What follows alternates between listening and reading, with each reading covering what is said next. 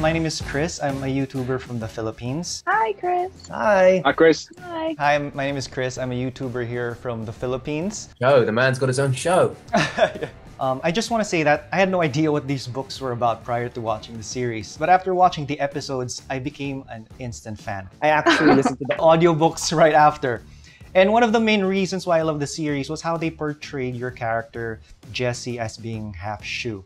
What was your reaction to that idea of having Alina not depicted as a Russian character? And how do you relate to Alina's story being half English and half Chinese yourself? I think it was a really good decision. I think that so much of what I based Alina's character on was, part of my own experiences of being mixed race and always feeling othered everywhere I go, like never really belonging. And I think it really dictated how Alina was going to be. When we first meet her, she's very strong because she's had to stand up for herself, but she's also like very vulnerable and, she's suspicious of new people and she's wary, but also she's gentle because she needs to prove to everyone, I'm not the enemy. I'm not going to hurt you. So she has quite a gentle nature. And it was really nice to be able to, bring my experiences to this character and make it authentic to what I know. And I think it's just really nice to see more characters who are mixed race, not just actors who are mixed race, but this is a character who's lived that experience. And I thought that was really, really cool. First of all, I just want to say I'm a big fan of your work. I enjoyed watching you in The Punisher, Westworld, and of course here on Shadow and Bone. I guess it's safe to say that you like playing the good guy, who turns out to actually be the bad guy. How do you get into these types of roles, especially with General Kirigan, and how do you try to find their humanity, knowing that they're the antagonist in the story? Yeah, well, it's not something that I'm sort of choosing on purpose. It's sort of a strange niche that I've managed to carve out for myself of these sort of slightly untrustworthy, manipulative, damaged men. But I do find human beings incredibly interesting, and all of us sort of exist in this grey area. And I think that, to be able to understand light, you have to understand darkness. In order to feel real joy, you have to experience misery. And I think that we're all in between people.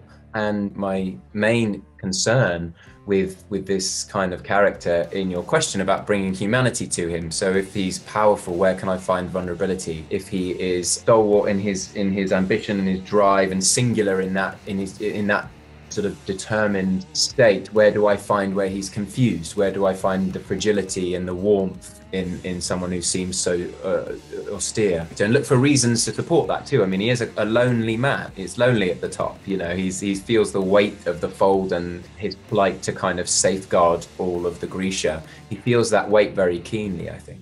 So if you guys suddenly found yourselves in the nation of Ravka or any of the nations in the Grishaverse, what do you think you'd be doing? Not as your character, but you as Ben Barnes, but you as Jessie and Archie. Would you join the army, join a gang, be a Grisha, or try to be as normal as possible? If I had somehow transported from my life now into that world there, I'd probably, I don't know, I reckon I'd find myself in something dodgy, in some sort of criminal activity.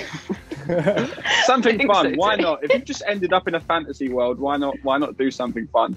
Or hopefully I'd have a Grisha power. That'd be cool. Yeah, I think the best thing would be to be a Grisha but live in Cantada. I think that would be the most fun. I think that's where I'd be. I think I'd like to be like a heartrender or something, but live in Cantada. Oh, so you could bet and know when people are lying. Exactly. Oh, nice. That makes sense.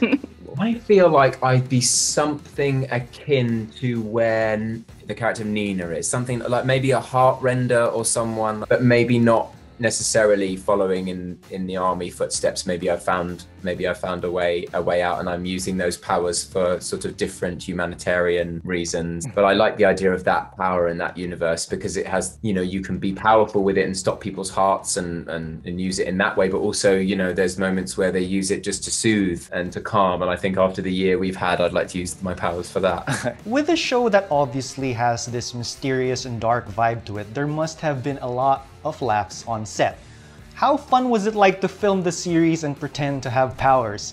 Who was the biggest goof on set? I don't know. Jessie, you want to do this one? The biggest goof? The biggest goof.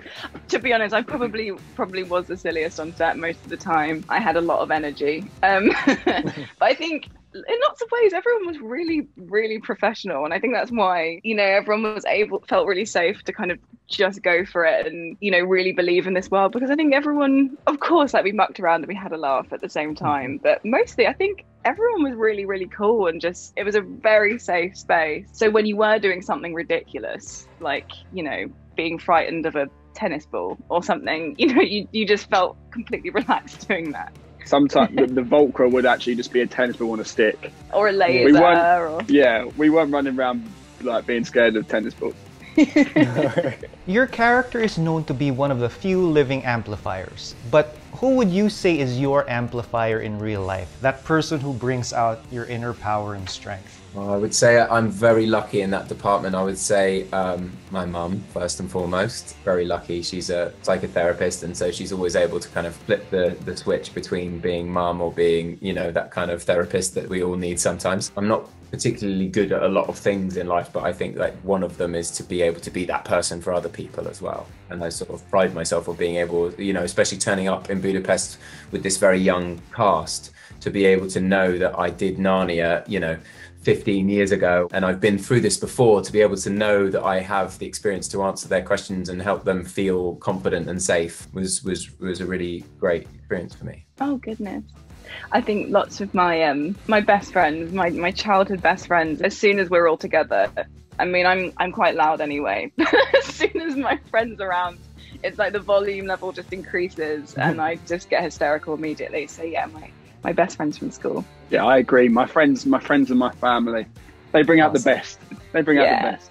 That's a lovely question. What can you tease for fans of the book and for people who are jumping in with no idea of how the story unfolds? I guess for the fans of the books, that there are things that are different. You know, things have been changed, things have been added, things have been taken away, and it'll be exciting to see what's different. And I think all the things that have been changed are brilliant changes, and I'm, you know, really glad. And I think for new audiences, what do you think, Arch? Like, there's a lot of different stuff going on. If you like fantasy and you like heist movies, then you're gonna love this. It's a good mixture of the two. It's new, it's exciting, it's fresh. So make sure you watch it. Without spoiling, what scenes are you most excited for fans to see? I think I'm excited for them to meet all the characters, which happens early on. I think everyone has like a pretty exciting opening scene. Everyone's reveal is pretty cool, apart from maybe mine. Mine's fairly normal. For both of you, complete this statement with 3 descriptors. This show has everything. It has blank, blank, and blank. Okay. It has action, love, and romance, betrayal. Ooh, yeah. Again, thank you so much, Jessie and Archie, for your time. I had a blast. Thank you, man. Appreciate it. Thank you so much for your time, Ben. I had a really great time. Thank you, pal. Me too.